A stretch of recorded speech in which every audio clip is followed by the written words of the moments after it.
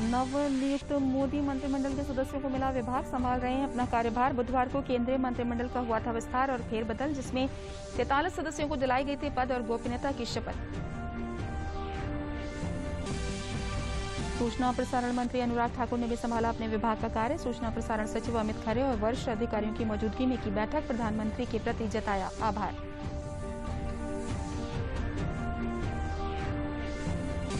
प्रधानमंत्री नरेंद्र मोदी ने केंद्र पोषित देश भर में चलने वाले तकनीकी संस्थानों के प्रमुखों के साथ किया संवाद। बैठक में नए शिक्षा मंत्री धर्मेंद्र प्रधान भी रहे मौजूद। कोरोना से प्रभावी मुकाबले में तकनीकी संस्थानों की है अहम भूमिका।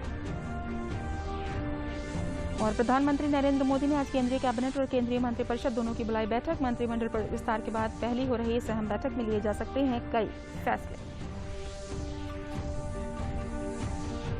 नमस्कार, मैं हूं तरन्नुम रिजवी। अब समाचार विस्तार से। मोदी मंत्रिमंडल के विस्तार के बाद जिन मंत्रियों को नई जिम्मेदारी मिली है, उन्होंने अपना कार्यभार संभालना शुरू कर दिया है। और केंद्रीय मंत्रिमंडल में बुधवार को विस्तार और फेरबदल किया गया था। मंत्रिमंडल ने 43 सदस्यों को पद और गोपनीयता की शपथ दिलाई, जिनमें 36 नए चेहरों को शामिल किया गया है, जबकि 7 मौजूदा राज्य मंत्रियों को कैबिनेट में प्रमोट किया गया है।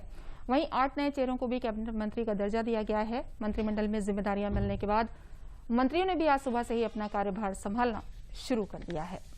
मोदी सरकार के दूसरे कार्यकाल में पहली बार मंत्रिमंडल का विस्तार किया गया। बीजेपी और सहयोगी दलों के 43 मंत्रियों ने शपथ ली, जिसमें 36 नए मंत्री शामिल थे। पहले से काम कर रहे 7 पुराने मंत्रियों ने भी कैबिनेट मंत्री की शपथ ली, जिन्हें परफॉर्मेंस के आधार पर प्रमोशन मिला। कैबिनेट की सुरक्षा मामलों संबंधी समिति के सदस्यों यानी टॉप मंत्रियों के पोर्टफोलियो में कोई बदलाव नहीं हुआ। हालांकि विस्तार में ऊर्जा से लबरेज युवा नेताओं पर भरोसा जताया गया। गृह मंत्री अमित शाह को पीएम मोदी ने इसी हफ्ते गठित सहकारिता मंत्रालय अतिरिक्त की अहम जिम्मेदारी भी सौंपी गई। पहले नौकरशाह रहे और बाद में कई वैश्विक कंपनियों में अहम पदों पर योगदान देने वाले अश्विनी वैष्णव को रेलवे मंत्रालय की जिम्मेदारी दी गई। आईटी कानपुर से एमटेक अश्विनी को साथ ही संचार और सूचना प्रौद्योगिकी मंत्रालय की भी जिम्मेदारी मिली है। मनसुख मंडाविया को स्वास्थ्य मंत्रालय के साथ रसायन और उर्वरक मंत्रालय की जिम्मेदारी मिली। मेडिकल या दवाओं के क्षेत्र में रसायन और उर्वरक मंत्रालय की अहम जिम्मेदारी होती है। धर्मेंद्र प्रधान को शिक्षा के साथ ही कौशल विकास मंत्रालय का प्रभार मिला। शिक्षा के साथ कौशल विकास को जोड़ने का विजन इस बदलाव में दिखाई देता है। काम के आधार पर तरक्की पाने वाले हरदीप सिंह पुरी को शहरी विकास मंत्रालय के साथ पेट्रोलियम मंत्रालय की जिम्मेदारी मिली है। वहीं लगातार परफॉर्म करने वाले किरण रिजिजू को कानून एवं न्याय मंत्रालय जैसा अहम प्रभार मिला है। मंत्रिमंडल में नए स्वरूप को देखें तो इसमें 25 राज्यों और केंद्र शासित प्रदेशों का प्रतिनिधित्व है। इतना ही नहीं, राज्यों के भीतर विभिन्न क्षेत्रों और समुदायों की आकांक्षाओं का भी ध्यान रखा गया है। पहली बार दलित, आदिवासी और पिछड़े समुदाय के रिकॉर्ड 47 मंत्री बनाए गए हैं। मोदी सरकार का मंत्रिमंडल पहले से और ज्यादा युवा हो गया है। मंत्रियों की औसत आयु 61 वर्ष से घटकर 58 वर्ष रह गई है। इतना ही नहीं, 50 वर्ष तक की उम्र के लोगों को बहुत बड़ी जिम्मेदारियां मिली हैं। एक और परफॉर्मर अनुराग सिंह ठाकुर को सूचना और प्रसारण मंत्रालय के साथ खेल एवं युवा मामलों का मंत्रालय मिला है। महाराष्ट्र के पूर्व मुख्यमंत्री रहे नारायण राणे को एमएसएमई मंत्रालय की जिम्मेदारी मिली है। वहीं असम के पूर्व सीएम सर्बानंद सोनोवाल को पोर्ट, शिपिंग एवं जल परिवहन के साथ आयुष मंत्री बनाया गया है। जी किशन रेड्डी को पर्यटन और संस्कृति मंत्रालय के अलावा पूर्वोत्तर क्षेत्र विकास मामलों का भी मंत्रालय मिला है। ये ध्यान रहे कि पूर्वोत्तर क्षेत्र के विकास को लेकर बेहद संवेदनशील रहने वाले पीएम मोदी क्षेत्र को टूरिज्म का हब बनाना चाहते हैं। पीयूष गोयल को वाणिज्य और उद्योग के साथ ही कपड़ा मंत्रालय और उपभोक्ता मामले, खाद्य एवं सार्वजनिक वितरण विभाग का कार्यभार मिला है। भूपेंद्र यादव को श्रम और रोजगार के अलावा वन एवं पर्यावरण मंत्रालय का महत्वपूर्ण दायित्व मिला है। प्रमोशन पाने वाले पुरुषोत्तम रूपाला को मत्स्य पालन, पशुपालन और डेयरी जैसे विभागों को संभालने की जिम्मेदारी मिली है। डॉक्टर जितेंद्र सिंह को विज्ञान और तकनीक मंत्रालय के साथ ही पृथ्वी विज्ञान मंत्रालय का स्वतंत्र प्रभार मिला है। पीएमओ की जिम्मेदारी भी वो पहले की तरह संभालते रहेंगे। विस्तार के बाद अब मंत्रिमंडल में महिला मंत्रियों की संख्या रिकॉर्ड 11 हो गई है। महिलाओं और बच्चों पर मोदी सरकार का फोकस जारी रहेगा। स्मृति ईरानी को पहले की तरह महिला एवं बाल विकास मंत्रालय की जिम्मेदारी दी गई है। राज्य मंत्रियों के विभागों का बंटवारा भी न सिर्फ उनकी योग्यता और अनुभव को देखते हुआ है, बल्कि एक मंत्रालय को दूसरे का पूरक बनाया जा सके, उसका भी ध्यान रखा गया है। बीते 7 वर्षों में अपने संकल्प और प्रयासों से देश की सिद्धि की तरफ ले जाने वाले पीएम मोदी ने एक बार फिर विकास के लिए ये बड़े बदलाव किए हैं, तो लोगों को भी सही मायने में ब्यूरो रिपोर्ट, डीडी न्यूज। सूचना और प्रसारण मंत्री अनुराग ठाकुर ने आज मंत्रालय में अपना कार्यभार संभाल लिया। इस मौके पर सूचना और प्रसारण सचिव अमित खरे सहित वरिष्ठ अधिकारी मौजूद थे। कार्यभार संभालने के बाद अनुराग ठाकुर ने मंत्रालय के अधिकारियों के साथ बैठक भी की। कार्यभार संभालने के बाद उन्होंने प्रधानमंत्री का आभार व्यक्त करते हुए कहा कि वे प्रधानमंत्री नरेंद्र मोदी की उम्मीदों पर खरा उतरेंगे।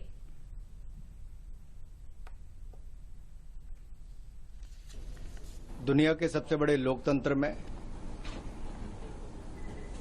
जहां मोदी जी ने देश को आगे ले जाने का बहुत शानदार काम किया है पिछले 7 वर्षों में,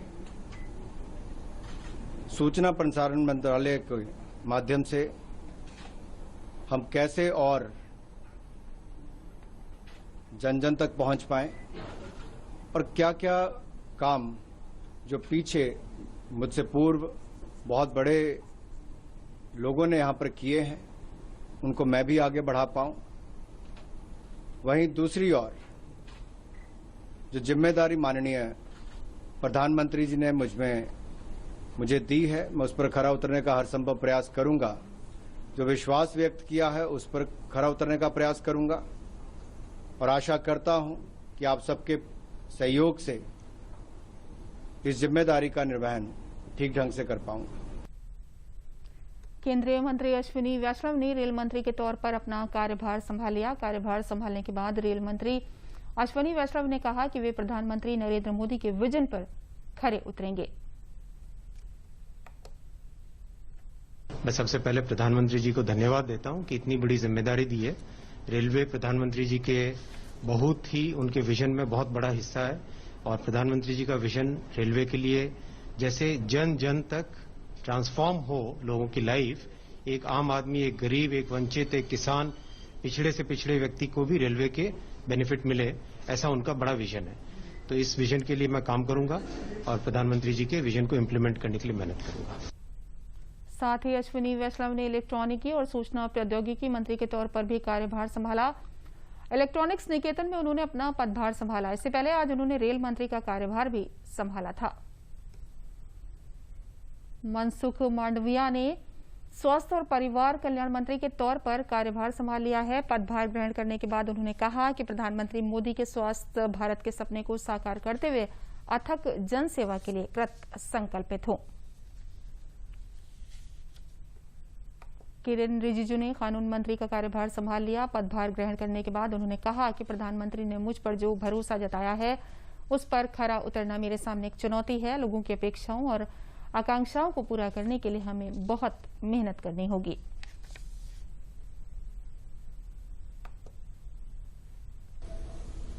जो भी जिम्मेदारी हमको देंगे हम उस पर खरा उतरना ये हमारा प्राथमिकता है। आदरणीय प्रधानमंत्री जी जब रिस्पॉन्सिबिलिटी देते हैं तो सोच के दिए होंगे, तो उस पर खरा उतरना हमारा सबसे पहला कोशिशें रहेंगे।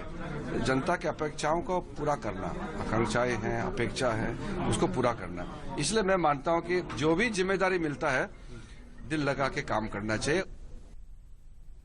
प्रधानमंत्री नरेंद्र मोदी ने केंद्र की फंडिंग से चलने वाले तमाम तकनीकी संस्थानों के प्रमुखों के साथ संवाद किया। वीडियो कॉन्फ्रेंसिंग के माध्यम से बैठक में कई IITs, IIM, भारतीय विज्ञान संस्थान बेंगलुरु सहित देश की कई प्रतिष्ठित तकनीकी संस्थानों के प्रमुख शामिल हुए।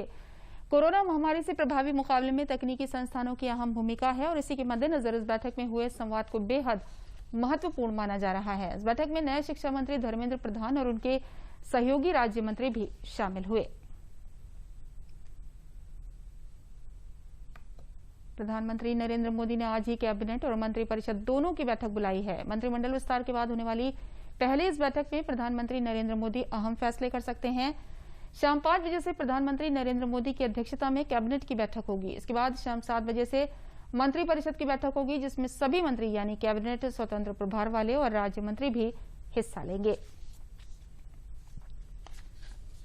देश में कोरोना वायरस के दैनिक मामलों में लगातार गिरावट दर्ज की जा रही है। स्वास्थ्य और परिवार कल्याण मंत्रालय के मुताबिक देश भर में पिछले 24 घंटों में 45,892 नए मामले दर्ज किए गए। वहीं पिछले 24 घंटों में 44,291 मरीज उपचार करवाकर स्वस्थ हो चुके हैं, जिसके बाद देश में रिकवरी रेट बढ़कर 97.18% हो गया है। सक्रिय मामलों की संख्या गिरकर 4,60,704 हो गई है।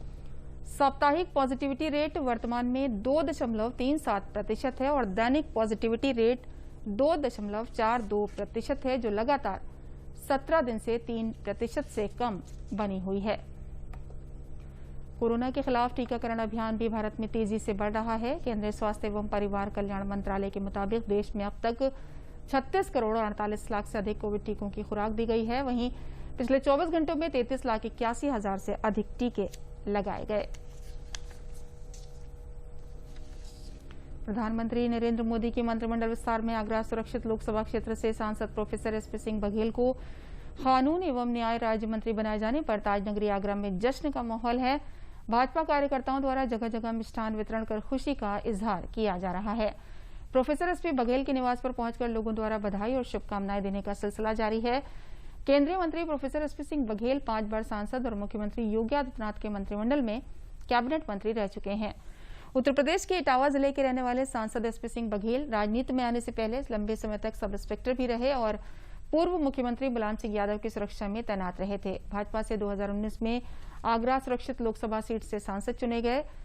सांसद एसपी सिंह बघेल को केंद्रीय मंत्री बनाए जाने पर आगरा के लोगों को अब और ज्यादा विकास होने की उम्मीद बनी है।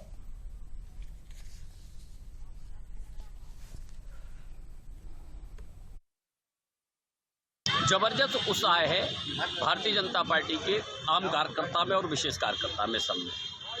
जिस तरीके से शीर्ष नेतृत्व ने आज आदरणीय एसपी सिंह बघेल जी को अपने मंत्रिमंडल में, केंद्रीय मंत्रिमंडल में जो स्थान दिया है, उसे लेकर आप लोगों ने पहले से ही वो आगरा की जनता के लोकप्रिय सांसद रहे हैं। जैसे ही ये मंत्रिमंडल की खबर आई, पूरे हर गली मोहल्ला, हर चौराहे पे भाजपा ही सारी जनता मिठाई बांट रही है, बड़ी खुशियां मनाई जा रही हैं और उम्मीद की जा रही है कि आगरा की जनता का जो विकास तीव्र गति से चल रहा था और भी ज़्यादा तीव्र होगा, और ऐसी आशा करती है। क्या उम्मीद है? सरल स्वभाव के धनी जो है हमारे आगरा के सांसद माननीय एसपी सिंह बघेल जी को 5 बार का जो अनुभव है उसका लाभ आगरा की जनता को मिलेगा, आगरा शहर को मिलेगा। आगरा एक पर्यटन नगरी है, तो इसको एक सुंदर भव्य रूप जो है मंत्री रहते हुए प्रदान करेंगे। महाराजगंज लोकसभा क्षेत्र से भारतीय जनता पार्टी के सांसद पंकज चौधरी को प्रधानमंत्री नरेंद्र मोदी ने अपने केंद्रीय मंत्रिमंडल में शामिल करते हुए उन्हें केंद्रीय वित्त राज्य मंत्री का प्रभार सौंपा है। पंकज चौधरी ने कल शाम राष्ट्रपति भवन में आयोजित शपथ ग्रहण समारोह में केंद्रीय राज्य मंत्री के रूप में अपनी शपथ ग्रहण की। वहीं मंत्रिमंडल में शामिल किए जाने के बाद महाराजगंज जनपद में जगह जगह जश्न का माहौल दिखाई दिया। पटाखे फोड़, ढोल नगाड़ों के साथ एक दूसरे को मिठाइयां खिलाकर बीजेपी कार्यकर्ताओं सहित समर्थकों ने मोदी सरकार के समर्थन में जमकर नारेबाजी की। समर्थकों का कहना था कि पंकज चौधरी को एक सांसद के रूप में काम करने का लंबा अनुभव है। केंद्रीय मंत्रिमंडल में शामिल किए जाने से पूरे पूर्वांचल का विकास तेजी के साथ बढ़ेगा। 1989 में गोरखपुर से नगर निगम पार्षद के रूप में अपना राजनीतिक सफर शुरू करने वाले पंकज चौधरी सभी वर्गों और बिरादरी को एक साथ लेकर चलने के लिए जाने जाते हैं। 2019 के लोकसभा चुनाव में वो 6वीं बार भारी बहुमत से चुनाव जीतकर संसद में पहुंचे थे। देश के प्रधानमंत्री को, प्रदेश के मुख्यमंत्री को, प्रदेश के नेतृत्व, देश के नेतृत्व को बधाई देता हूं कि पूरे देश में आज खुशी का माहौल है और महाराजगंज के सांसद, लोकप्रिय सांसद आदरणीय पंकज चौधरी को राज्य मंत्री बनाए जाने से पूरे पूर्वांचल, पूरे देश का विकास होगा और खास करके पूर्वांचल का ढेर सारी विकास होगी। यही मैं कहना चाहता हूँ। देश को आजाद होने के बाद पहली बार महाराजगंज लोकसभा में इस तरह का माहौल हुआ है, खुशी का माहौल मिला है कि जो देश के राज्य मंत्री के तौर पे उन्होंने जो शपथ लिया है, इससे हम भारतीय जनता पार्टी के कार्यकर्ता बहुत खुश हैं, बहुत गदगद हैं। महाराजगंज के लोकप्रिय सांसद माननीय पंकज चौधरी जी को प्रधानमंत्री नरेंद्र मोदी जी ने मंत्रिमंडल में जगह दिया है, उसके लिए मैं तहे दिल से आभार व्यक्त करता हूं। महाराजगंज की जनता की तरफ से, नौतनवा नगर पालिका की जनता की तरफ से सांसद पंकज चौधरी के मंत्री बनने से महाराजगंज जनपद का विकास नहीं, पूरे पूर्वांचल का विकास होगा। इसके लिए पूरी महाराजगंज की जनता, नौतनवा नगर पालिका की जनता बहुत ही खुश है। हम माननीय प्रधानमंत्री नरेंद्र मोदी जी को हम लोग कोटि कोटि धन्यवाद देते हैं कि आपने ऐसे लोकप्रिय सांसद को मंत्री बनाकर बहुत बड़ी सौगात महाराजगंज जनपद को दिया है। जनपद मुख्यालय सक्सेना चौराहे पे महाराजगंज में हम लोगों ने ढोल नगारा के साथ अबीर गुलाल लगा के और भारतीय जनता पार्टी के सदर के विधायक, नगर पालिका के चेयरमैन, जिला अध्यक्ष महाराजगंज प्रदेशी रविदास जी के नेतृत्व में भारी संख्या में कार्यकर्ता यहाँ मौजूद रहे और सब लोगों ने अपना ढोल नगारे के साथ फूल माला सक्सेना जी को पहना के भारी संख्या में हम लोगों ने खुशी का इजहार किया। गोंडा जिले में आज प्रदेश के सूक्ष्म लघु एवं उद्यम मंत्री सिद्धार्थनाथ सिंह आज जिले के सर्किट हाउस में 4 विकास खंडों परसपुर, पंडरी, कृपाल, इटियाथोक और मुजिहना के विकास कार्यों की समीक्षा की। जिले के सर्किट हाउस में प्रदेश के सूक्ष्म लघु एवं उद्यम मंत्री सिद्धार्थनाथ सिंह इन 4 विकास खंड के विकास कार्यों की समीक्षा कर अधिकारियों की क्लास लगाई। वहीं स्वयं सहायता समूह की महिलाओं के अच्छे कार्यों के प्रमाण पत्र देकर सम्मानित किया। इस अवसर पर मंत्री ने कहा कि अब तक विकास खंडों पर जाकर विकास कार्यों की समीक्षा की है। उन्होंने 6 विकास खंडों में जाकर समीक्षा की, लेकिन विकास खंडों में ब्लॉक प्रमुख का चुनाव न होने के कारण आज सर्किट हाउस में 4 विकास खंडों के विकास कार्यों की समीक्षा कर जो कार्य धीमे चल रहे हैं उसे तेजी पकड़ाई गई है।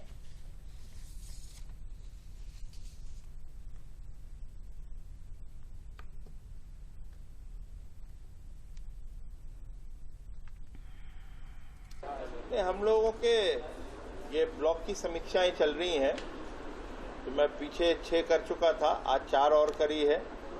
पहले तो ब्लॉक में ही जाना हो रहा था, मगर आज की तिथि पिछले हफ्ते ही मैंने निर्णय करा हुआ था। मैं ब्लॉक में इसलिए नहीं गया क्योंकि आज से नामांकन शुरू हो गया है, तो फिर यहीं पे इसका समीक्षा कर ली है गोंडा में।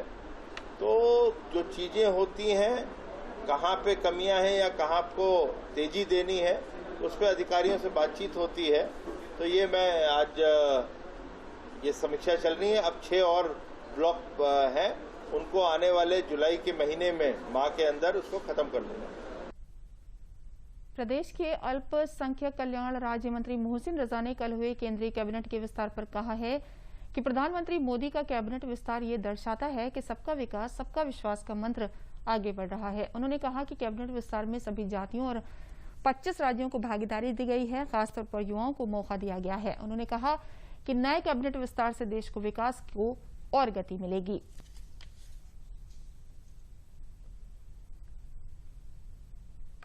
आदरणीय मोदी जी के नेतृत्व की दूसरी बार बनी सरकार में पहला विस्तार अपने आप में ये साफ दर्शाता है कि उनका सबका साथ सबका विकास और सबके विश्वास का जो उनका मूल मंत्र है, उसी को आगे बढ़ाते हुए आदरणीय मोदी जी ने साफ तौर पर सभी राज्यों को, सभी वर्गों को, सभी जातियों को किस तरह से भागीदारी दी है देश के नेतृत्व में, ये अपने आप में दर्शाता है कि जिस तरह से सारे अलायंस दलों को भी उन्होंने मौका दिया, सभी जातियों को, सभी क्षेत्रों को, 25 राज्यों के लोगों को इसमें बाकायदा भागीदारी दी गई है देश के निर्माण और विकास के लिए। और सबसे बड़ी बात निकल कर आई है कि युवाओं को बहुत मौका दिया गया है। महिला सम्मान, महिला सशक्तिकरण को लेकर जो माननीय प्रधानमंत्री बार बार कहा करते थे, वो साफ दिखाई दे रहा है इस मंत्रिमंडल के विस्तार में। 11 महिलाओं को, देश की 11 महिलाओं को बाकायदा जिम्मेदारी दी गई है। योगी सरकार द्वारा शुरू की गई मुख्यमंत्री बाल सेवा योजना ऐसे निराश्रित बच्चों के लिए एक बड़ी आस लेकर आई है। ललितपुर जनपद में मुख्यमंत्री बाल सेवा योजना के अंतर्गत ऐसे बच्चे जिनको कोरोना काल में माता या पिता अथवा दोनों की मृत्यु हो गई हो, उन सभी बच्चों को इस योजना के माध्यम से संरक्षण प्रदान किया जाएगा। जिला प्रोबेशन विभाग ललितपुर द्वारा संचालित इस योजना के लिए ऐसे अनाथ हुए बच्चों के चिन्हीकरण एवं सत्यापन के बाद शासन से सहायता राशि की अनुमोदन प्रक्रिया पूरी कर ली गई है। मुख्यमंत्री द्वारा शीघ्र ही इस योजना के शुभारंभ होते ही निराश्रित बच्चों के परिवार को 4000 की मासिक आर्थिक सहायता मिलने लगेगी। इन सभी बच्चों के परिवारों के संरक्षकों को पालन पोषण में सहायता मिल सकेगी।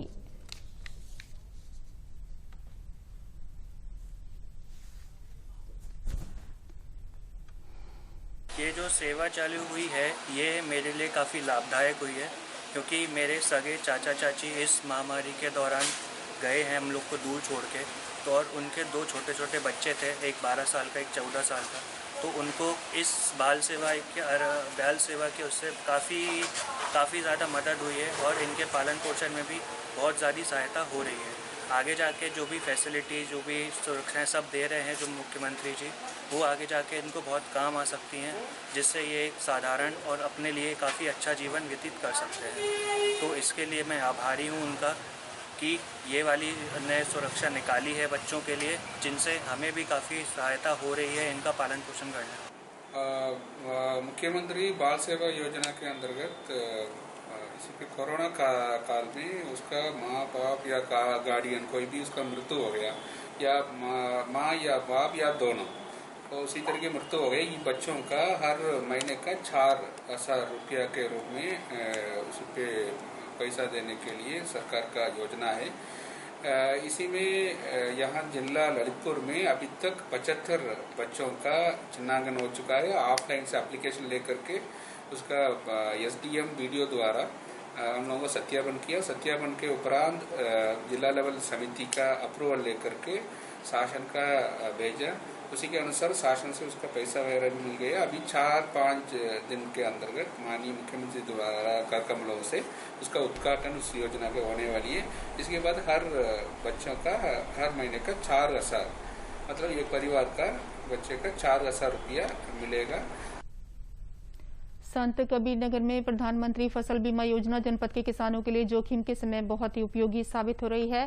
किसानों के लिए बेमौसम ओलावृष्टि के साथ साथ कई रोगों के कारण फसलें खराब हो जाया करती थी। अब प्रधानमंत्री फसल बीमा योजना का किसान भरपूर लाभ उठा रहे हैं, जिससे किसानों के चेहरे पर एक खुशी देखी जा रही है। किसान बालकृष्ण मलौली निवासी ने बताया कि उन्होंने हाइब्रिड धान की फसल लगाई थी। पानी और बीमारी लग जाने के कारण फसल नष्ट हो गई थी। मैंने प्रधानमंत्री फसल बीमा योजना कराया था, जो जोखिम के समय मेरे काम आया और मुझे 64,400 रुपए की क्षतिपूर्ति मिली, जिससे हमें अगली फसल तैयार करने में बड़ा सहयोग मिला। उन्होंने कहा, प्रधानमंत्री फसल बीमा योजना किसानों के लिए जोखिम में मददगार है, इसलिए किसान भाइयों को बीमा जरूर कराना चाहिए। जिला कृषि अधिकारी PC विश्वकर्मा ने बताया, जनपद के 5 किसान भाइयों को सम्मानित किया गया था, जिनको क्षतिपूर्ति सबसे अधिक मिली।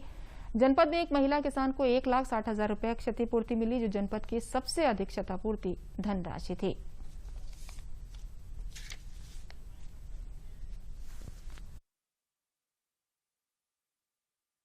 जनपद में प्रधानमंत्री फसल बीमा योजना संचालित है। अभी भारत के 75 वर्ष स्वतंत्रता दिवस के होने के अवसर पर अमृत महोत्सव का आयोजन किया जा रहा है। 1 जुलाई से लेकर 7 जुलाई तक फसल बीमा सप्ताह का आयोजन किया जा रहा है, जिसके प्रथम दिवस पर जनपद में खरीफ 2020 में जनपद के 5 ऐसे किसानों को जिलाधिकारी महोदया द्वारा सम्मानित किया गया प्रमाण पत्र देके, जिनको सबसे ज्यादा क्षतिपूर्ति मिली थी। इसमें हमारी एक बहन है जिनको करीब 1,60,000 की फसल बीमा की क्षतिपूर्ति धान की फसल की मिली थी। इसी तरह हमारे 3 और किसान भाई हैं हैसर ब्लॉक के ही, जिनको करीब 60 से लेकर 70,000 तक क्लेम मिला, और एक किसान भाई थे जो विकासखंड मेहदरावल के हैं सरफरा के, तो उनको करीब 60,000 का क्लेम मिला। इस प्रकार से हमारे जो किसान भाई जनपद के हैं उनको फसल बीमा योजना के अंतर्गत क्षतिपूर्ति के रूप में धनराशि प्राप्त हुई है। मेरा नाम हरशंकर है, मैं मलौली का निवासी हूँ। मैंने धान की फसल लगाई थी, उसमें पानी ज़्यादा लग जाने से फसल हमारी बर्बाद हो गई, और उसमें हमको बीमा कराया था हमने, और हमको 34,000 कुछ रुपया मिला। मेरा नाम बालकृष्ण चतुर्वेदी, ग्राम मलौली, विकासखंड हैसर बाजार का हूँ। मैं कृषक हूँ। मैंने पिछले वर्ष हाइब्रिड धान लगाया था, जो बाढ़ और वर्षा के नाते नष्ट हुआ था और बीमारियां भी आई थी, जिसके एवज में मेरे बीमा के कारण मुझे 64,400 रुपये के अनुदान मिला है। प्रधानमंत्री कृषक बीमा योजना एक बहुत अच्छी स्कीम है, जिसे हर किसान को कराना चाहिए, जो जोखिम के समय काम आती है। और मैं धान की फसल लगाई थी। हर्दिया रोग लगने के नाते धान का फसल उपज नहीं पाया, उसमें मेरा नुकसान हुआ। और ये जो प्रधानमंत्री योजना है फसल के लिए जो आया है, वह सबको लाभदायक हुआ है। 33,000 कुछ रुपए का लाभ मिला है। यह बीमा बहुत अच्छी योजना है। प्रधानमंत्री नरेंद्र मोदी ने अपने प्रथम कार्यकाल से ही युवाओं का आह्वान किया है कि वो स्टार्टअप के माध्यम से लोगों को रोजगार प्रदान करने के साथ साथ इस देश के हुनर को भी पूरे विश्व के सामने लाएं। उनके इस सपने को साकार कर रहे हैं उनके संसदीय क्षेत्र के प्रतीक सिंह जीआई उत्पादों को ऑनलाइन माध्यम से विक्रय कर इन उत्पादों की विशेषताओं से पूरे विश्व को रूबरू करा रहे हैं। इससे वो लोगों को जहां पर रोजगार दे पा रहे हैं, वहीं इन उत्पादों की बिक्री को भी बढ़ा रहे हैं। उन्होंने बताया कि सन 2016 से ही वो स्टार्टअप के तहत मेक इन इंडिया के माध्यम से उत्पादों को ऑनलाइन माध्यम से विक्रय करने का कार्य शुरू कर दिया। पूर्व केंद्रीय मंत्री सुरेश प्रभु के मार्गदर्शन से उन्होंने जीआई उत्पादों को विक्रय करने का कार्य किया। इससे जहां पर इन उत्पादों को बनाने वालों को रोजगार मिला, वहीं पर इन उत्पादों की पहचान विश्व स्तर पर भी हुई। ऑनलाइन होने से ये फायदा हुआ कि विश्व के किसी भी कोने पर बैठकर लोग इन उत्पादों को मंगा सकते हैं और उसका उपयोग कर सकते हैं।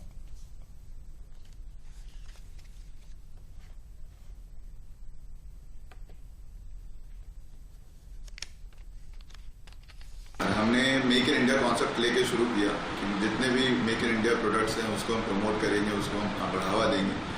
तो मतलब एक जीआई के बारे में आप अगर आज की डेट में कहा जाए तो एक्चुअल जीआई बस सिर्फ 1% लोग हैं, जनता है जिनको पता है कि जीआई प्रोडक्ट्स क्या हैं। लोग खरीदते भी हैं, गुलाबी मीनाकारी आप खरीदते हैं, आप बनारसी साड़ी खरीदते हैं, लेकिन वो ऑथेंटिकेशन जीआई का एक हमारे वीवर्स हैं, जितने बुनकर हैं या हस्तशिल्पी हैं, उनके लिए एक एड ऑन है।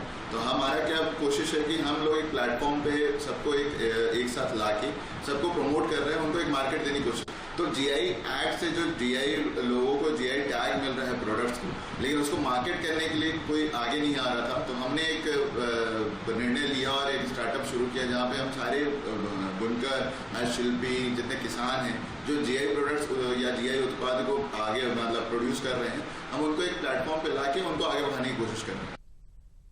जनपद शाहजहांपुर में भी मानसूनी बारिश के पानी को सहेजने के लिए सभी विकासखंडों के सैकड़ों ग्राम पंचायतों में मनरेगा से 103 तालाबों में खुदाई सफाई का कार्य युद्ध स्तर पर चल रहा है।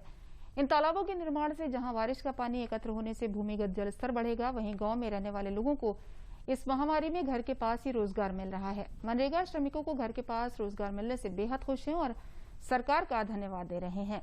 जिलाधिकारी इंद्र विक्रम ने बताया कि जनपद की ग्राम पंचायतों में 103 तालाबों में खुदाई सफाई का कार्य कराया जा रहा है।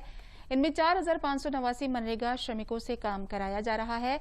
इससे शुरू हो रही मानसूनी बारिश के पानी को इकट्ठा करने में मदद मिलेगी और जलस्तर भी बढ़ेगा।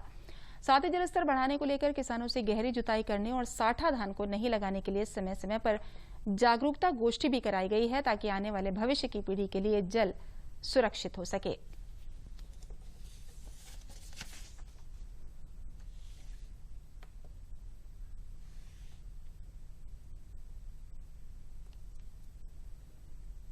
इस समय वर्षा ऋतु प्रारंभ होने वाली है और बल्कि कुछ वर्षा हो भी गई है। इस बात को ध्यान में रखते हुए इस बार हम लोगों ने मनरेगा के माध्यम से ग्रामीण इलाकों में जो भी हमारे तालाब हैं और जिनमें जल संरक्षण हो सकता है, उनकी सिरबंदी का काम, उनको गहरा करने का काम और जल संरक्षण की दिशा में नालियों इत्यादि की खुदाई, ताकि वहां तक वर्षा के पानी को एकत्रित किया जा सके, इस दिशा में कार्य किया है। तो अब प्रत्येक ब्लॉक में जो भी हमारे चिन्हित तालाब हैं उनका रखरखाव मनरेगा के माध्यम से किया जा रहा है, ताकि आने वाले समय में हम वर्षा जल का संचयन कर पाएं। पहले मैं दिल्ली में काम करता था, गीजर एलिमेंट की लाइन में। वहाँ लॉकडाउन लगने की वजह से हम गांव में आ गए। यहाँ नरेगा में हमें रोजगार मिल रहा है, जिससे हमारा घर परिवार चल रहा है। नेपाल काम करने गए थे ईंटें पातने, ठीक है। मचग्राम चौड़ेरी रहने वाले हैं। उधर ईंटें पातने गए, उधर लग गया लॉकडाउन। उधर से इधर आए तो जब से नरेगा में काम कर रहे हैं, मिलता है काम, और उसके बाद में कोई दिक्कत नहीं, पैसा भी मिल रहा है। मैं मनरेगा में काम कर रहा हूँ सर। पहले बाहर काम करते थे, अब यहाँ मनरेगा में काम कर रहे हैं और सरकार ने बहुत बढ़िया सुविधा चलाई है, समझ लो, उससे रोजी रोटी चल रही है। इसी के साथ समाचार समाप्त हुए। नमस्कार।